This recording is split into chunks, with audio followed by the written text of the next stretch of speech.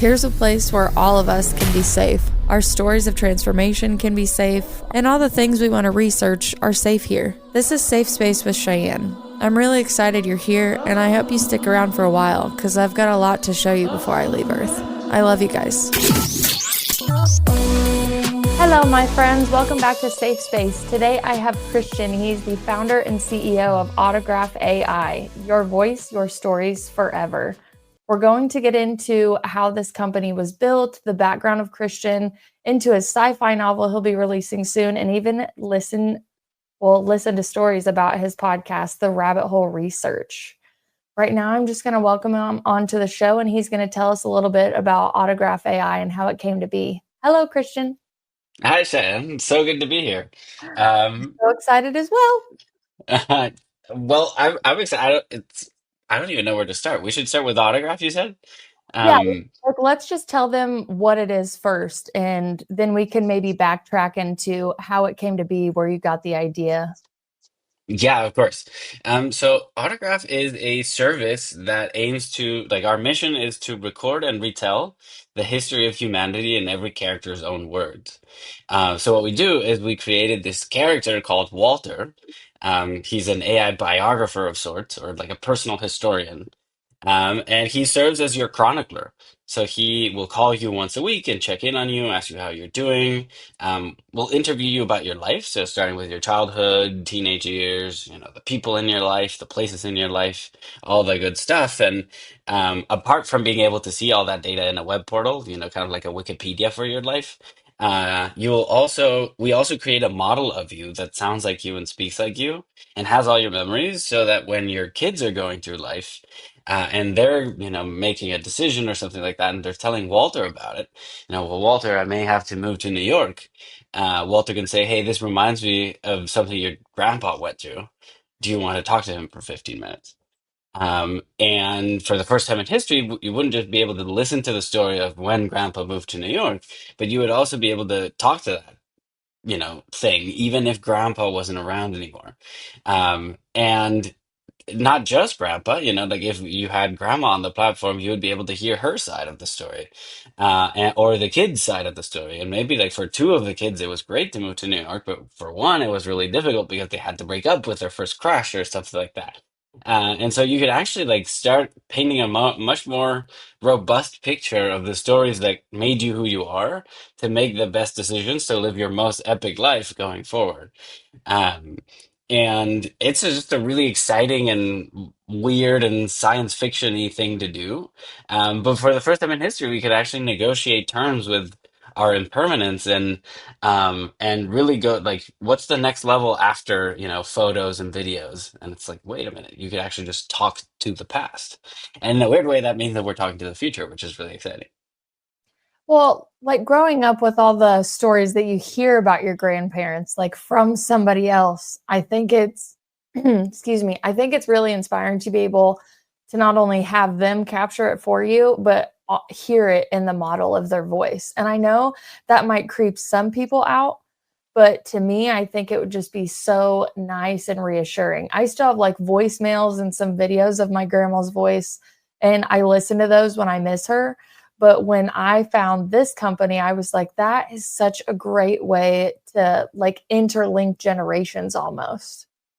I'm so glad you think that. And I agree. I mean, I think there's there's a you can always take it in like the more cynical way and say like, oh, this is an illusion, or this is like a it's not really her. And that's true, of course, like it's not really her, um but also, like, what we do that I think is different is because we take the big, the bird's eye view about life, and we ask grandma about, like, what's your great biggest regret and what's your biggest, like, victory and, like, all these, like, big life questions. What does faith mean to you? What does love mean to you? How do you recover from heartbreak? The kind of stuff that's in there for the model to speak about after, the person passes is new material that rarely comes up naturally, like it's usually bigger, deeper life stuff. Um, and so you don't know when, unexpectedly you achieve a certain milestone and, a certain I'm proud of you may just get you there. Mhm. Um, So I'm glad you think that way. I mean, like we certainly tend to think that way, and for about every honestly, it's like less than one. It's less than 10% of folks who say that it's creepy at all. 95+% of people say, I have a voicemail from my grandma that I keep Yeah. because, like, and to think about how crazy that is, because it's like it's probably like some unassuming voicemail, right? It's just like you just want to connect to the voice and to whatever the relationship to that voice. Um and so what we do is we just do that, but also all the untapped wisdom that was there that we didn't have time to ask or we didn't think to ask. Now we can actually safely store, and not just for you, because you may have actually known grandma, but if grandma's like one of those like family institutions, for your kids or their kids to know grandma and to know where they come from, I think is so important in a world that feels, I don't know, lonelier and lonelier, where families feel, like they're having trouble staying connected over time and over distance. And, like, what is a tool that we can create to let families, grow their social capital in the way that other institutions have done? I like your rebuttal on my devil's advocate. I'm definitely on your side with the technology, but I was explaining, I went home for about 5 days before this interview. So I got to see my Hmm. grandpa, I got to see all of my Mm, family. And immediately when I found the company, I sent the website to my mother-in-law because she's all about preserving everything mm, possible. Like mm, she's the one that sends the emails who it's like, hmm. here's all these questions that you might think of after I die. So I answered them for you. Like Uh-huh. she's a definite planner. So I was telling like my mom and my sister and anybody's ear that I could get about because I'm like, I'm getting ready to interview Christian. He's just got this really cool way of seeing the world that I'm excited. But think about it, like you die, I want your advice, but I also like I want to feel close to you. I want to feel like your consciousness is still here. Not that I have to Hmm. imagine it in my head, but I can just call Walter about it. And my sister it was like a sci-fi reaction. It's not like she was against it. She was like, "Whoa, like I didn't even think that was like possible yet. Huh, I wonder what that would be like." And I'm like, "Yeah, can you imagine if we would have done that with grandma?" And then I was thinking about because we did a huge, like, we're huge into like our genealogy and figuring Mm, out where everything went. So then when I think about this company and the way that you can preserve the memory, I was thinking about how it could even tie into genealogy down the road. Where if you for go to sure. something like ancestry.com, but instead of reading everything about your family, you get to like click on a family member and they're like, I came over here in 1678. And it might not be like their perfect voice, but I was just thinking of how it could even grow down the line to again Yeah. link the generations more and make it feel more personal. Like even if you didn't know them in their lifetime, you would still know them. So I mean, the capabilities are vast, but even where it's beginning now, it just hits so close to home for me with the people that I still have here that have inspired me to ask those questions. Hmm. And, obviously, yes, I still have my grandma's voicemail and her voice in my head, but it's just, it's such a great concept that I think needs to be out there in the world. Like, I'll probably just golden retriever you the whole time about it because I'm like, bravo. And I also want to commend you for taking like the pain of losing someone like that and the interview that you were going to have with her and transforming it into something like that is the absolute definition of transmutation in my opinion. So I just want to applaud you for that because it's a beautiful Yeah, you're too kind. You're too kind. concept. No, thank you. And my favorite part about the job is telling people what we do and seeing that reaction. There's like it's a split second thing, but like for a second, people think like, wait a minute, like maybe I had this whole thing, like maybe my whole thing can look different now.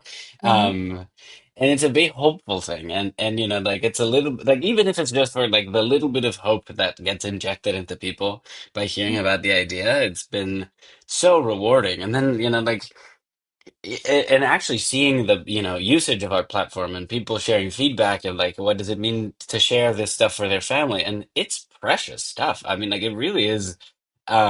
It's so moving to me that um that like upon being faced with something really difficult that I was able to find, okay, oh, this has to be the thing that I use to connect all the dots that came before. And maybe this is a solved problem. Like we don't need to have this problem anymore. Like I wish I would have asked this question. Uh, like we all have like, you know, we all have the sword of Damocles over our head being like, okay, like what are the things that I'm not doing now that I would really regret if something, unexpected were to happen.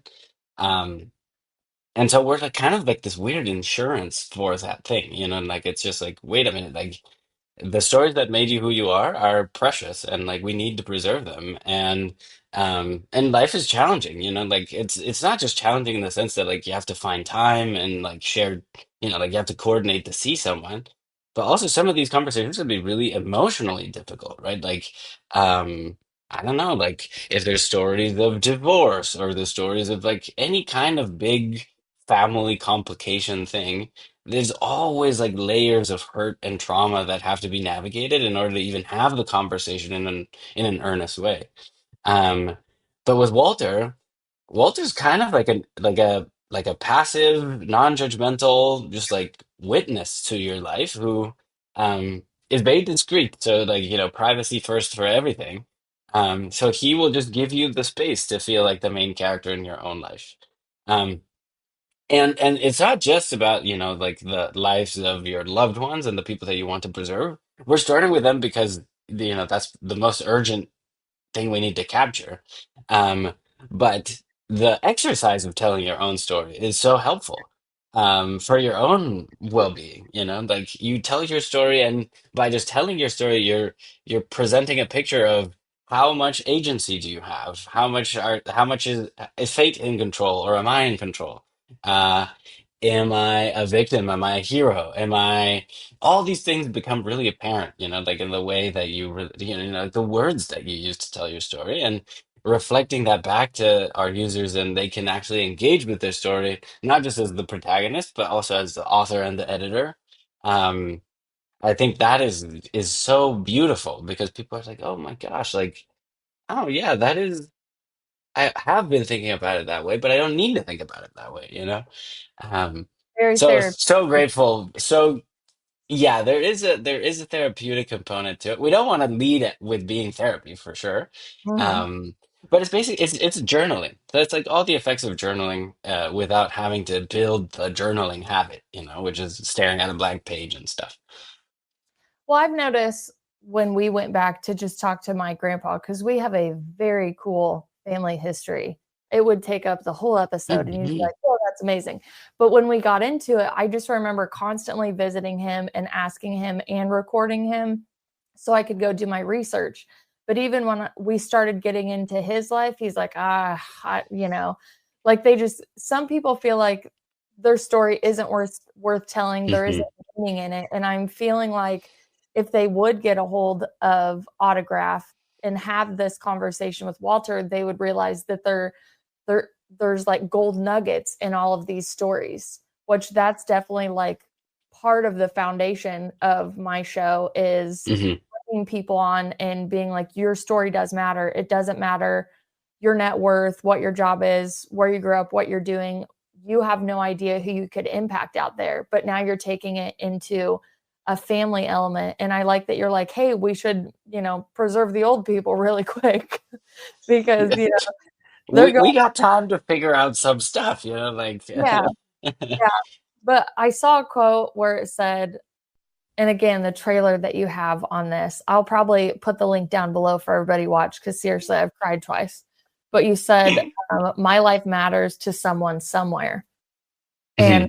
that really just hits home because, again, it goes back to kind of the insecurity where I think with the way that media is almost set up, we have so many experts and talking heads and this and that. And there is a tremendous percentage of people that, because these things are so sensationalized in media, that they're like, well, my story doesn't matter. And I think that you're the bridge between that insecurity and that limit in their mind Hmm. of your story does matter. And even circling back to when you use the reference of, oh, I was getting ready to move to New York. I wish that I could talk to my grandma a minute. Like maybe she has a story about it. I think that's really powerful just because you have no idea where each of these moments in your life are going to take you. Like, for instance, Hmm. my grandma was going to be a Catholic nun and take her vows, and she fell in love with my grandpa. And if Wow. she decided to take her vows, we wouldn't even be here right now. So, like, I pictured that was my example in my head where I was like, Grandma, what was it like to meet my grandpa and, kind of leave this institution and go off and marry him and have 6 kids and, like, so many other grandkids, Like, yes, I've had that story in person, but Hmm. able to revisit it over and over and over, truly, again, golden retrievering you. Just genius.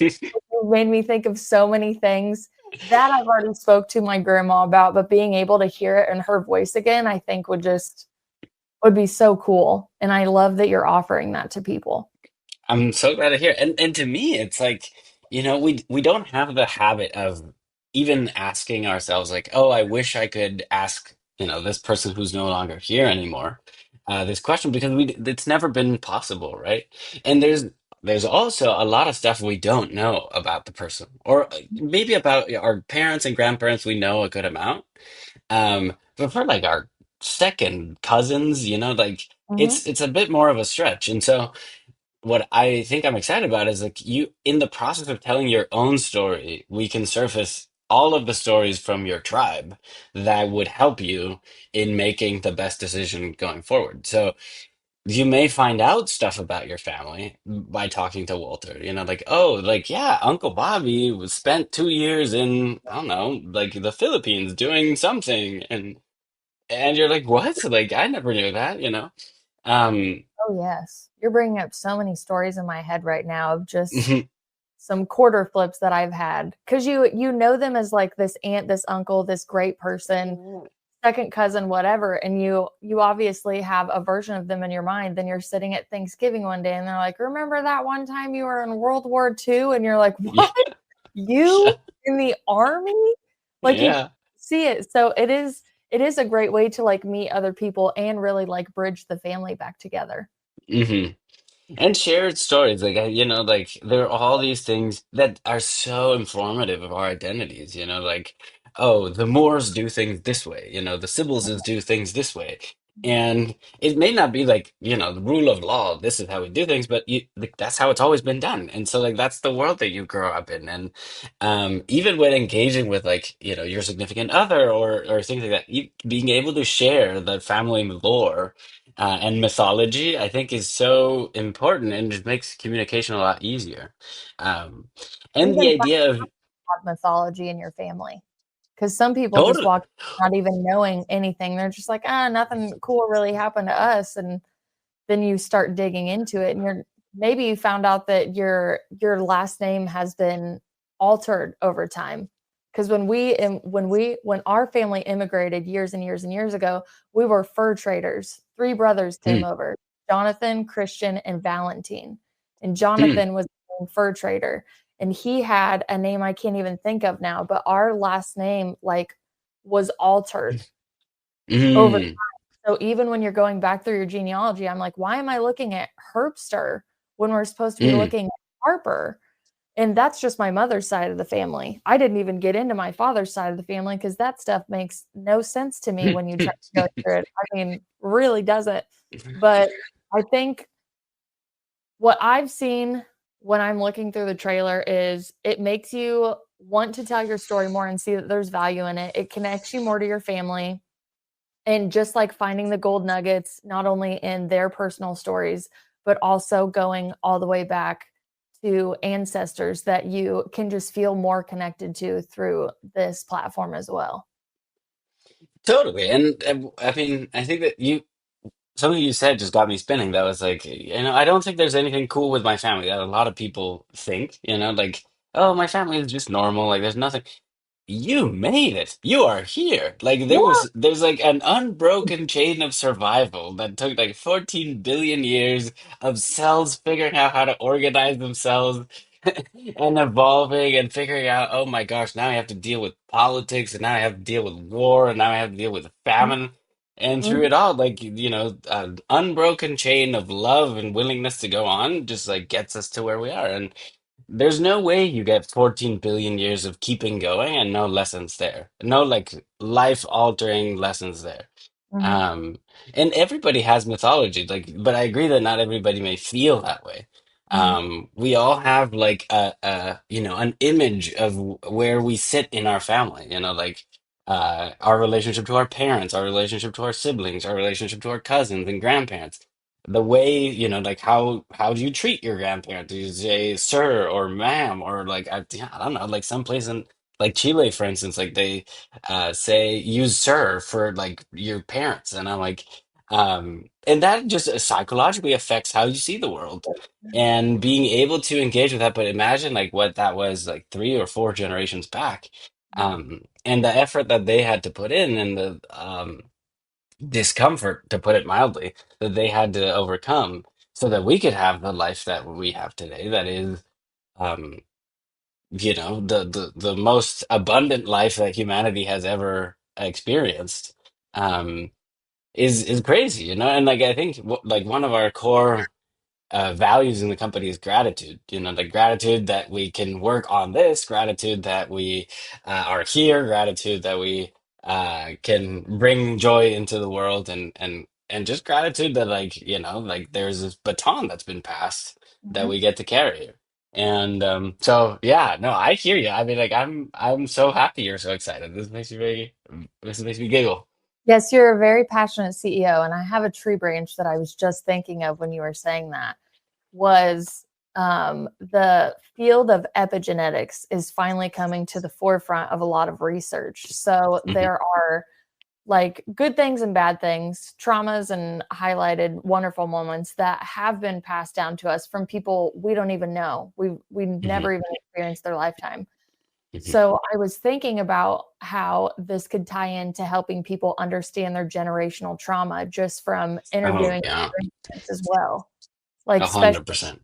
a lot of the immigration stories that you'll hear about people, whether it goes however far back, but they have the stories of their parents and their grandparents and their siblings and all of that. And I think how it could add like a healing modality aspect to it for yourself to, maybe add to the chain or break a few things on the chain that just don't need to continue in the lineage as well.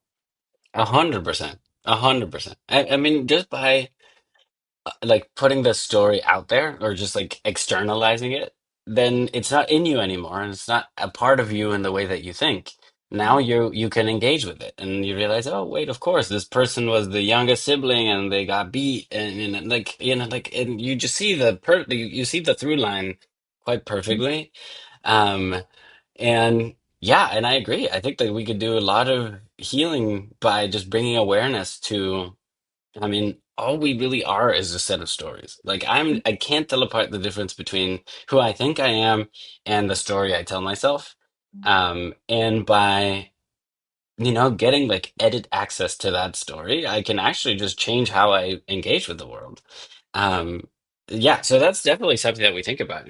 And there's a very not challenging, but like interesting problem of how do you make it elegant and subtle so that it's not like like, hey, everybody's dirty laundry all over the place, right? It's more like, Yeah. because you also don't want to create like conflict unnecessarily, and so like how do you, although some of these things are conflict generating by nature, right? Mhm. um and so, how do you do that is an interesting product design challenge that we're very excited to tackle.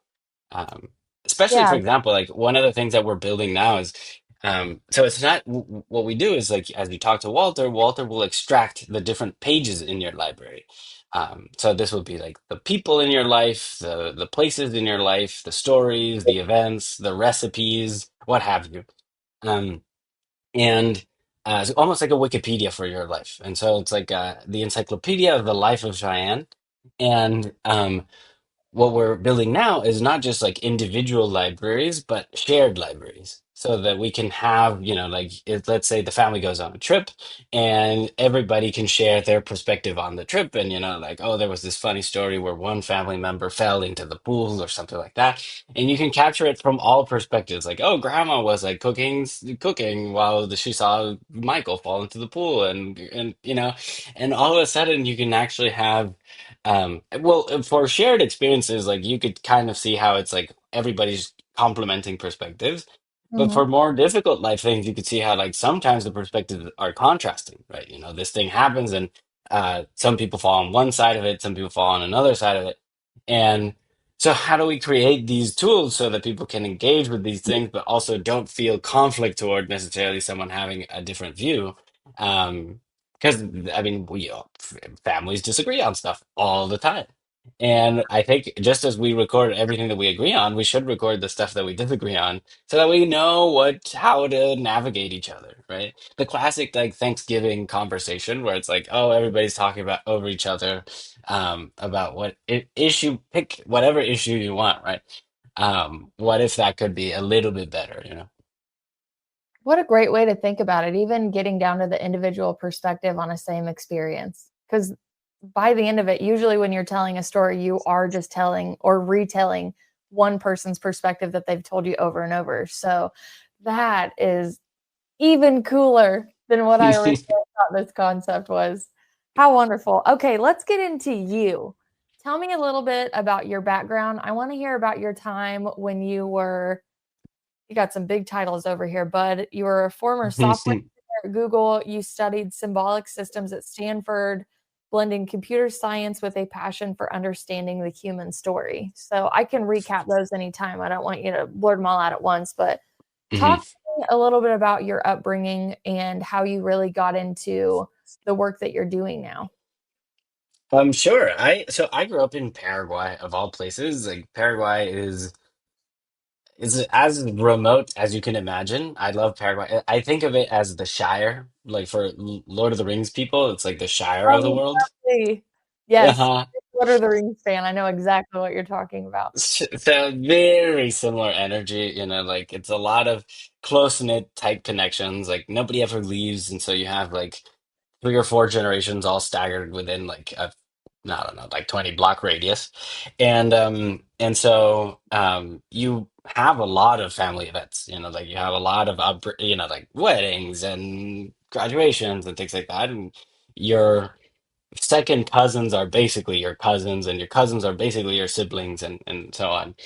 And it was great. I mean, like I grew up in Paraguay, but with a very weird exception that my parents were both tech founders. And so they were both or they are both very entrepreneurial, both computer scientists. They own the family business together. My mom's the CEO, my dad's the CTO. So that was already very strange. Like I didn't realize how strange it was, but the more time goes on, the more I'm like, that was very unique. And I saw them, try and try and try different kinds of software things, until they found success building out like SMS infrastructure for the telcos of Latin America and Africa. And, that changed our whole outlook. Like all of a sudden, we were thinking global. And it's extremely rare. I mean, I think it's the only case of international expansion from a tech company in Paraguay.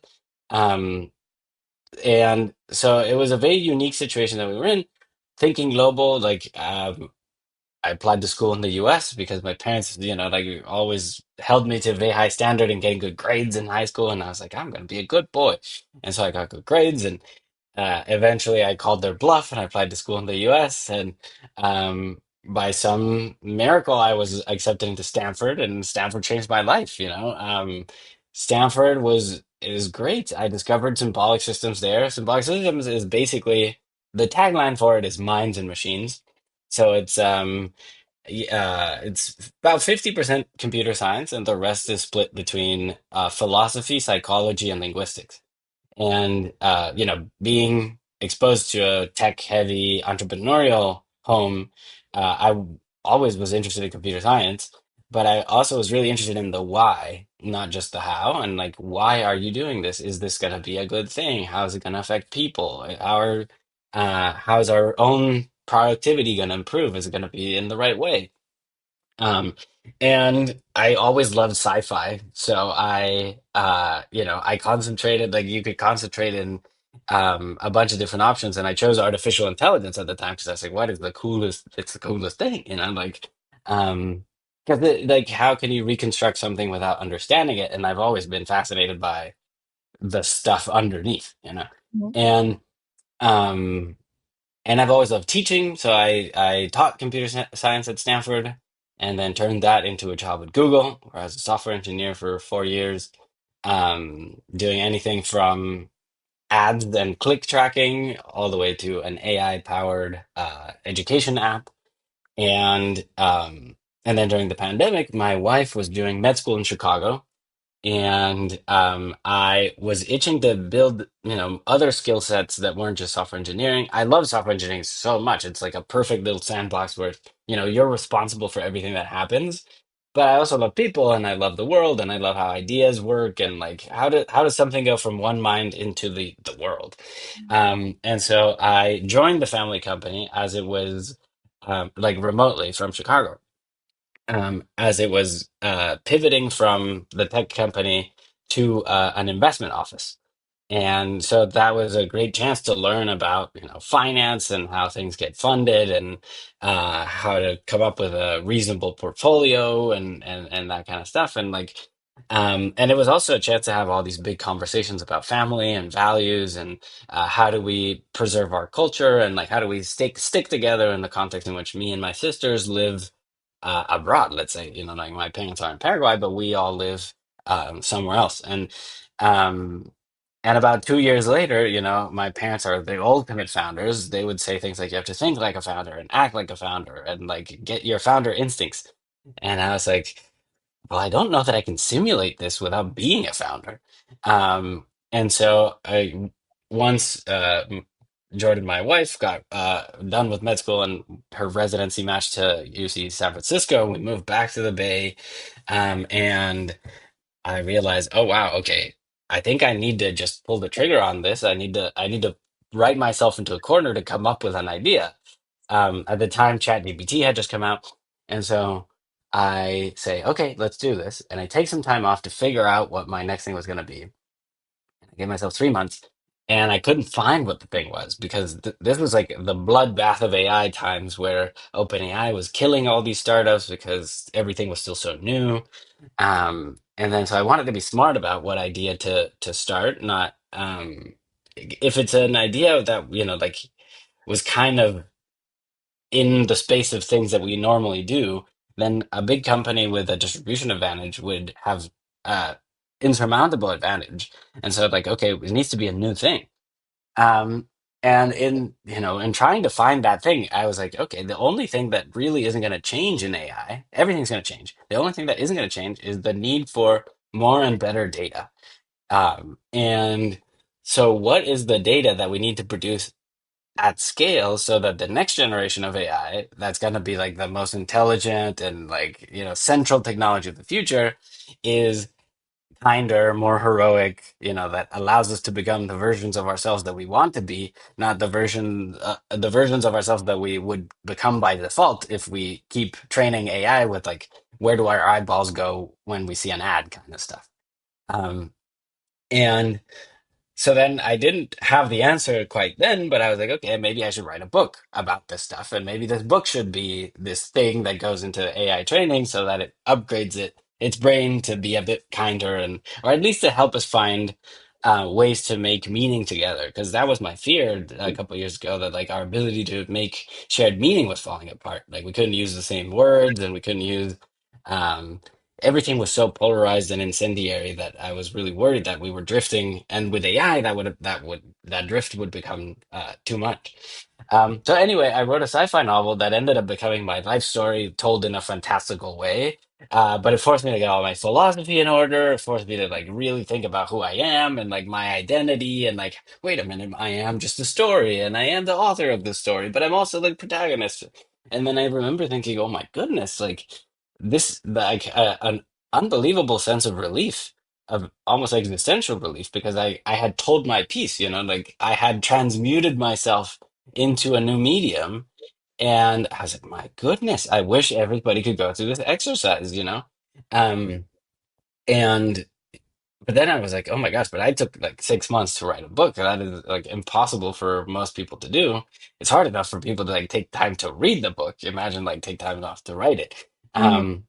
And in well, after I was done with the book, I was like, okay, you know, like, but being an author in the 21st century requires multimedia. So it's not just a book, it's a podcast and events and things like that. So I started a podcast to talk about the ideas in the book. And a lot of it is just really what is our humanity in the age of AI? You know, what does it mean for the creative self? What does it mean for jobs? What does it mean for um, the economy and politics and you know like the military and art and science and not always centered around AI, but like how does AI inform cognitive science? How does cognitive science inform philosophy and all these kind of things? And I love the format. I love like sharing in conversation and just exploring how are you the person that you are and like why are you interested in the stuff that you're interested in. And I remember thinking, like, I wish I could interview everybody on Earth.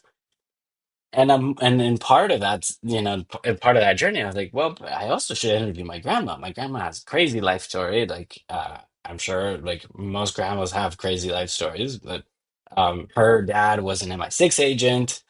They fled Europe during the war. They somehow ended up in Paraguay, of all places. They communicated over secret messages, and all that stuff is like lore, but it's never been documented anywhere. And so we set a time, and you know, before our interview, she had a stroke that left her paralyzed for the last 18 months of her life. And that was the trigger that was like, wait a minute, so how do I connect all the things? Oh, wait a minute. So what if I could interview everybody on Earth? And that exercise makes you know, generates the story that allows people to feel like, oh, I'm a part of history, I'm a part of something bigger. Um, that connects my entrepreneurial background and my Stanford, you know, academic background with my engineering chops at Google, and you know, it just appeared out of somewhere, and then you know, it was a whole thing to try to wait a minute, does this make sense? Is it not too creepy? Is it weird? And like you just seeing the reaction from people when the idea was presented, like, you know, the I have a voicemail that I hold on to, or like, oh my gosh, I wish I had this for my dad, or oh my gosh, like, can we get this for my grandpa now? Because he's sick, or things like that. And you know, the more personal the connection and the more intimate the request, the more I realize, oh my gosh, there's something here. And that's the story. Mhm. I love this story. I have so many things to pull apart, but you just reminded me of something. Years ago, I found a notebook that I gave my grandpa, and it was a notebook that he was supposed to write in his leisure, and it asked him questions. Mm, And he really didn't feel like writing in it that much. So he did mhm, sometimes he would forget about it, he would go back and forth. I would go visit, and my grandma would say, "You need to remind your grandpa to, like, write in his notebook the stories." So, I like this updated version where you don't have to sit and, like, think and write. It just kinda feels like a phone call almost with a friend just asking you questions. And I'm sure there's so many times he would just sit there with, like, he does the twiddling the thumbs thing mm, when he thinks, so he'd be like, "Oh gosh, that was a long time ago." You know, because my mm. grandpa's so old now, he's like, "If I'd have known I was gonna live this long, I'd have taken better care of myself." You know, he's Oh, on, like, yeah, he's like, I'm on my 3rd pacemaker." He's had, like, open heart surgery probably 11 years ago, and even then, he was like, "Lord, take me." And my God. he's just got some really, really good stories. But then when you think of like the lore of the family history and not having it documented the way that it should, we had a time in our history where it was that, where we grew up with this. It felt like a fable. You're like, no way, that's Mm, our family. And then we started researching and going into our genealogy. We actually found a bunch of our family members that are a part of like a society that shares mm, their genealogy, and they get together to not only like share stories but prove. And then I even have a distant cousin that wrote a book about the whole story. It's called The Little Brown Suitcase. Very distant cousin. mm. Um, and basically, um, to keep the story short, there was a real will and a different will that was changed. and somebody found the real will after everything had been split up. And this investigation ensued, and it was taken through the courts to prove whose family fortune was who and whose where it goes. And by the end of it, they proved that the fortune was our family's, but the only reason they didn't hand over the insane estate was because the statute of limitations had run out on the will and the claim. So we have, No. yes, we have like the newspaper articles, we have records all the way back from when like Jonathan was a fur trader coming over and like who he trained. So if you know anything about John Jacob Astor, the richest man who died on the Titanic, Hmm. that is our family fortune. That was, yeah. And there's Oh already my books about gosh. it. I'm like, I got to write a book about this, but there's so many about it. And there's some from their perspective where it talks about like that family. But our Jonathan had actually written a contract to hand the business, the fur trading business, over to John Jacob Astor for 100 years. And after 100 years, any descendants that could prove that they were of Jonathan, Valentine, or Christopher's lineage, the the whole estate would be returned back to our bloodline, and that never happened. And then something with the will happened. Ugh. Astor died on the Titanic. Whole bunch of crazy things happened in Oh between. my gosh. That is juicy, juicy, juicy stuff.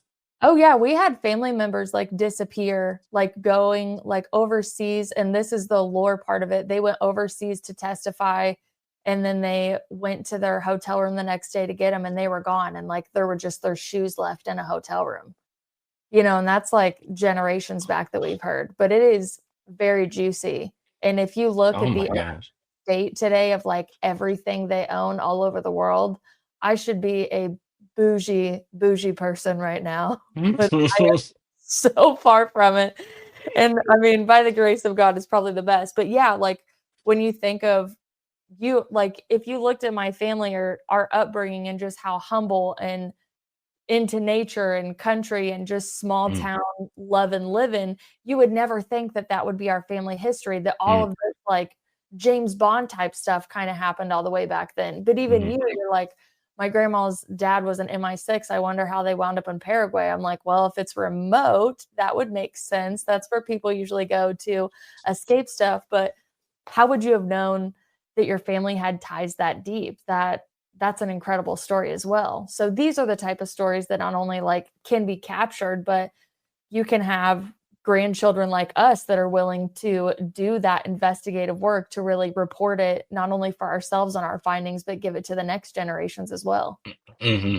And it's not just like the stories that can be captured. I think what I think is there's stories that otherwise would be forgotten.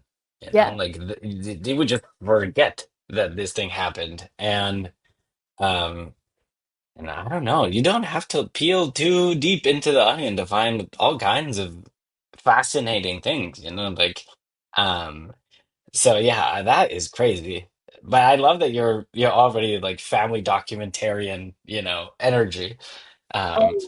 I mean, my mom and my sister did a tremendous amount of work, but so did my grandpa's mother, and we inherited all mm, of her research and then got to mm, go off of that. So yeah, it's quite the lure for sure. And to have like so many other like very, very distant relatives be in on it. And like I remember when we were younger, we met up with these, I'm just going to keep saying very distant cousins because that's the best way I could do it. And they brought their portfolios and their books. And they're like, here's all our research. And we gave them our research.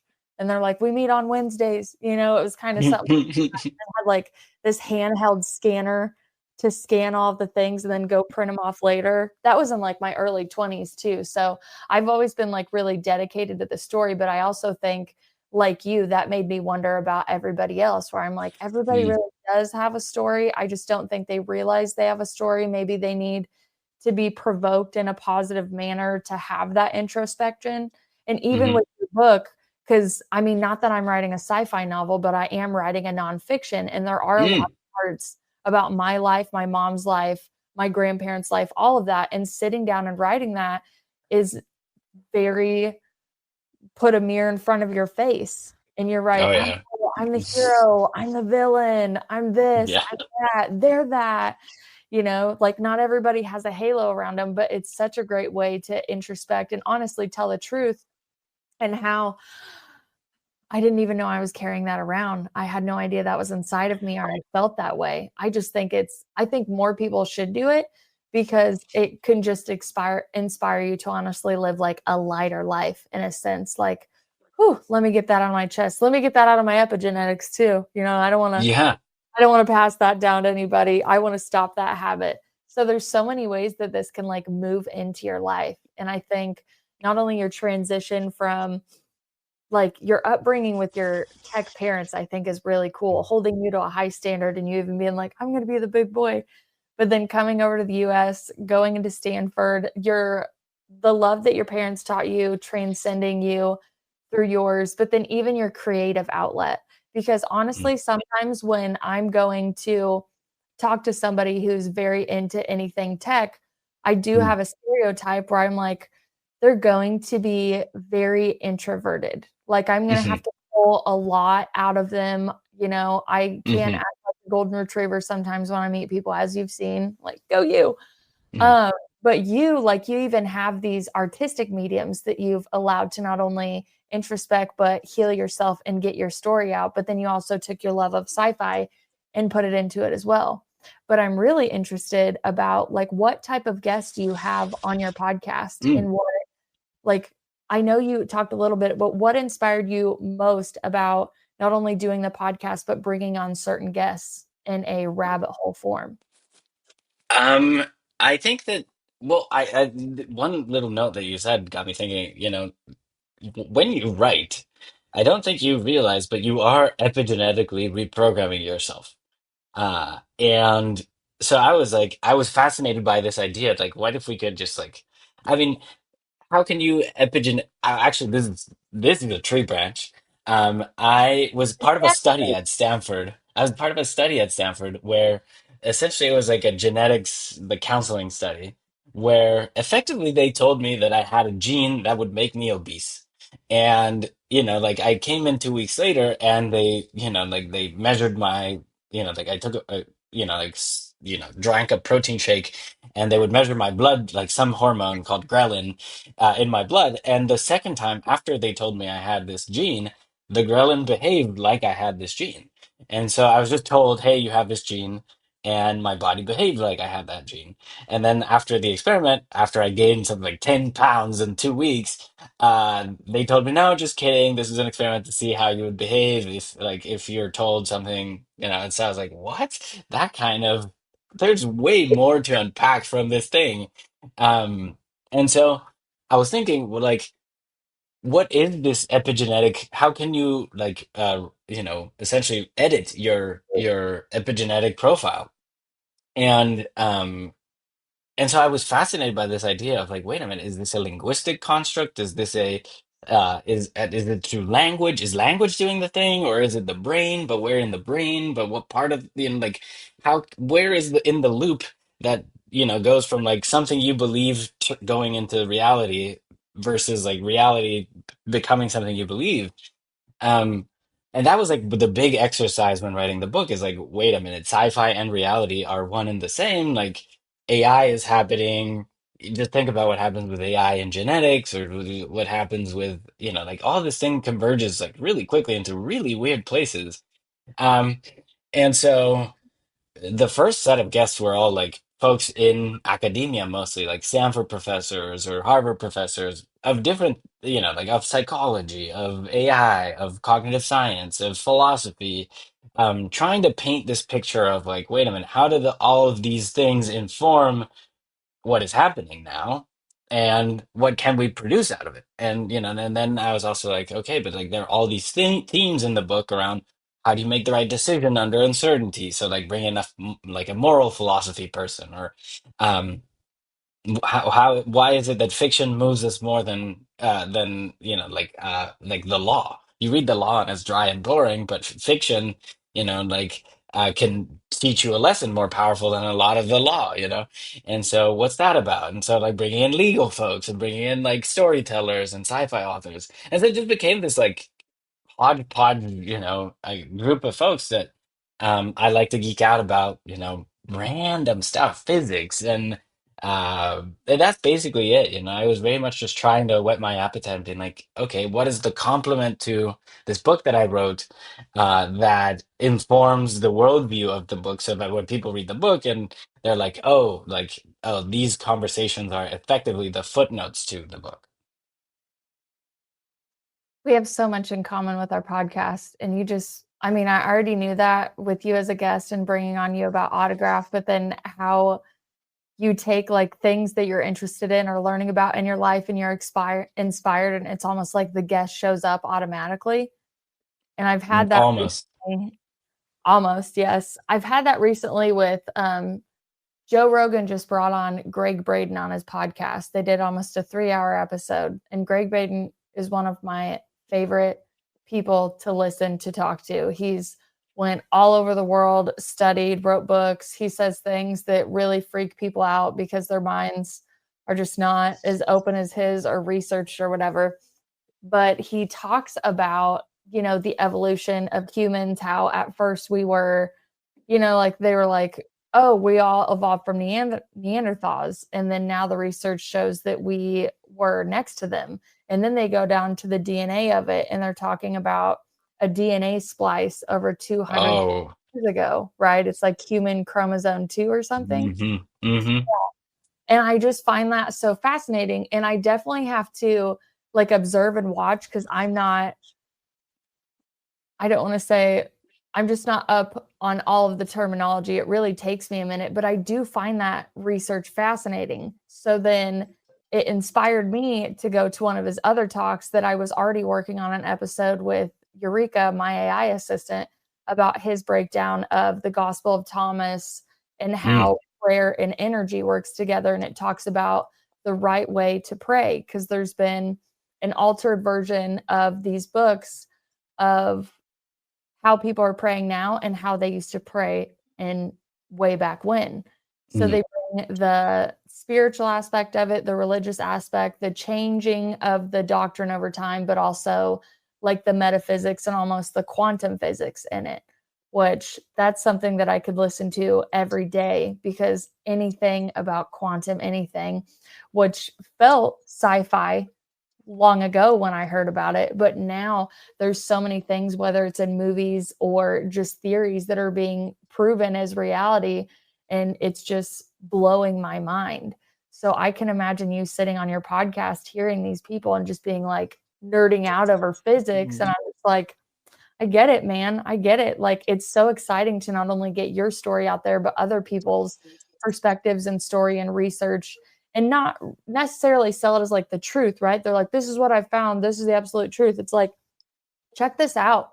Keep an open Yeah. mind. Do your own research. I hope it inspires you in some way, shape, or form. But look what I found. Isn't this cool? And then hoping it just like is passed on to the next person. And hopefully, it helps along the path in some way, shape, or form. Like you said, you don't know who is out there that's going to pick up your book, your podcast, your story, your TikTok, your Instagram post. It doesn't matter. And that's the positive side of the internet and social media that I find. Hmm. Yeah, no, I agree. And I do think, you know, we need to hold on to the positive.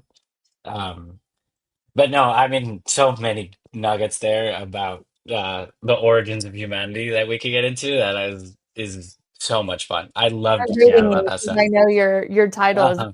cool. I'm Yeah, like, yeah, have you heard about this? Because I don't know yeah. if Are you that's familiar with the word Anunnaki? yes, I am fascinated by the Emerald tablets. And again, I'm Uh-huh. fascinated by all of it, but at the same time, like I'm like the inheritor of everything sentimental in our family's lives. Mm, So, like at my grandma's funeral, we were able to take the little statues off of her casket. Cheyenne gets one. I have, mm, some things from my grandpa. One of the last couple visits I had with my grandma for like 2 years, every time I went to my grandma, she's trying to give me stuff. mm, mhm. Well, make sure it gets in your hands. And I was gifted the family Bible, which is this huge Mm. old Catholic Bible. It has our family tree in it, and it has like people's marriage license in it. It's so old. Wow. Like, not only do I want the digital memory of them, like what you're offering people, but also like I want to preserve like the physical legacy Mm, of our mhm. and to be able to pass it on. Actually, So, that gets me thinking there's something we could probably do to help store some of that stuff, you know. A lot of people have like archives, yeah, but it's like it takes space, it takes time, you know, like so maybe there's something there we could do.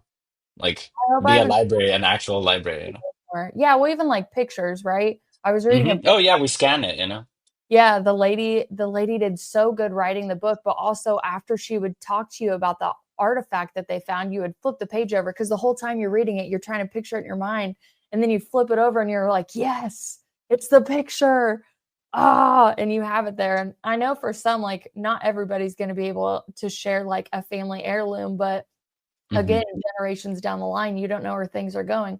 And who hmm knows, maybe we could inspire like many generations of like Indiana Jones type characters to go out and find the artifacts of their family. Because there is hmm a preservation I think we need, not just in humanity, but also in like a family stance as well, keeping your culture alive. Like I was one of three kids. My siblings were baptized Catholic and I was not. So right? Ooh. So I Are you took the it, youngest? yeah, I am. Hmm I took it as a sign as, oh my gosh, I get to go out and explore whatever I want and I get to choose whatever I want. And that's probably, where I am now with still exploring all of the things. hmm But it's so amazing that you're taking this technology and it's good to like change with the times because you do wonder like how long this Bible can actually last with just the way the papers are made.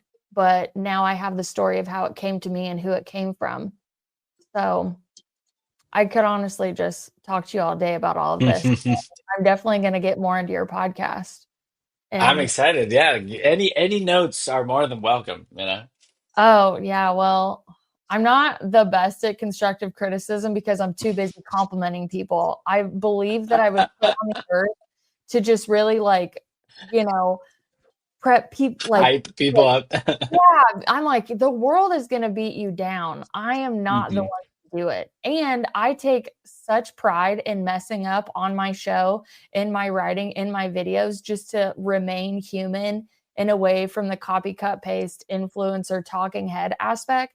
So when people get so hard on themselves like I do, and that imposter syndrome comes in, I'm just like, I have to press publish because there's people out there that are refusing to press publish because they don't have someone out there messing up or hmm doing a fact check or something like that. So, yeah, I mean, I'll be happy to probably send you notes and be like, okay, now I have to thank you for these 7 rabbit holes. It's not like I don't have enough of my own.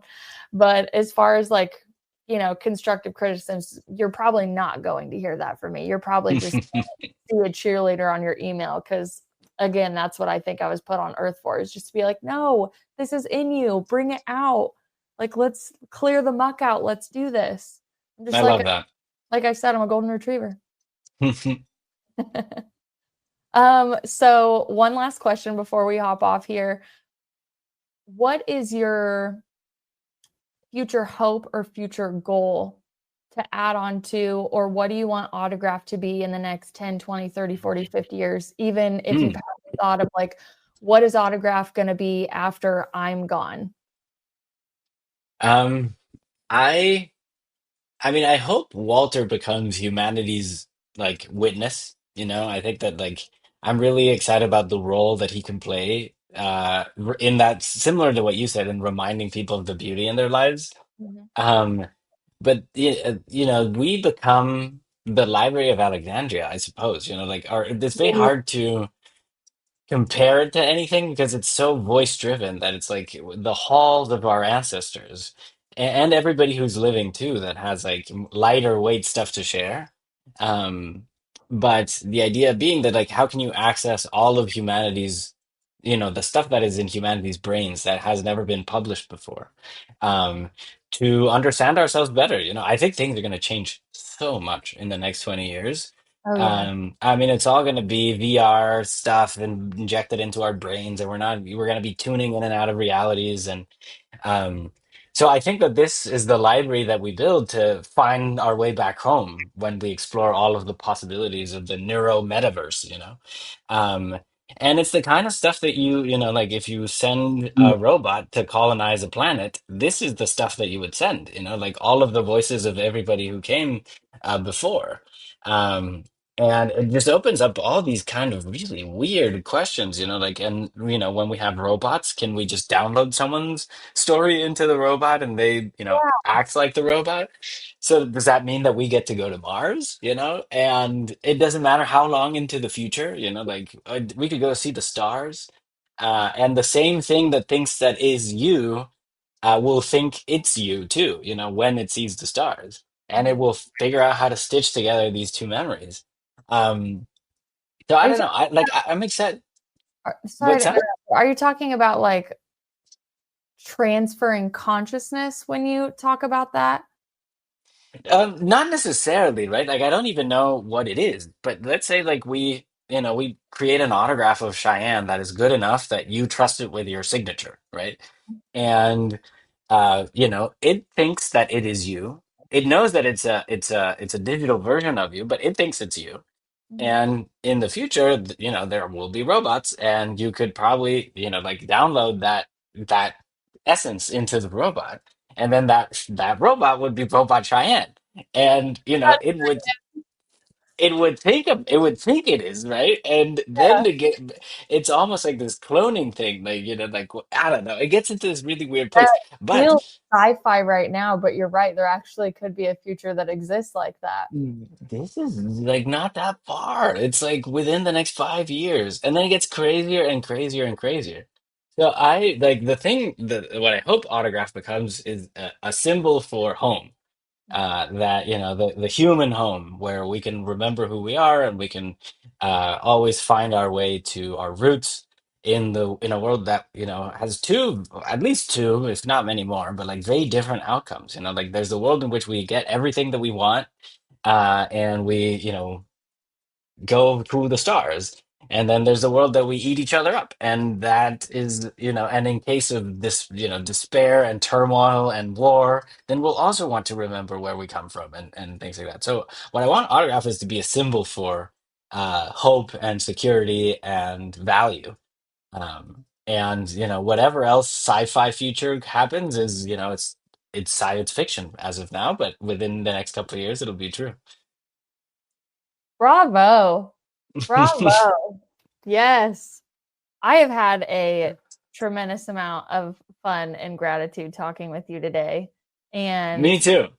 yes, you are quite the conversationalist for a tech guy. I got to be honest. I was like, oh, no, not a, what do I do with The introverts? Shake the computer. Wake up. I know that's so funny. Oh my gosh. Well, I'm the exception that proves the rule, I guess. Yes, very true. Very true. Well, I appreciate you coming on today and sharing your story, your legacy, and all of the work that you do. And my biggest thing I would probably want you to know is if you ever want to come back here, add on to the story, tell us about your book, any add-ons that you have, or hey, even if you start another company, like please keep us up to date with your story. I think you are definitely one of a kind, but extremely fascinating with the mediums that you choose to explore your human experience with. Thank you, Cheyenne. I'll be back. I'm excited to. Yay, wonderful.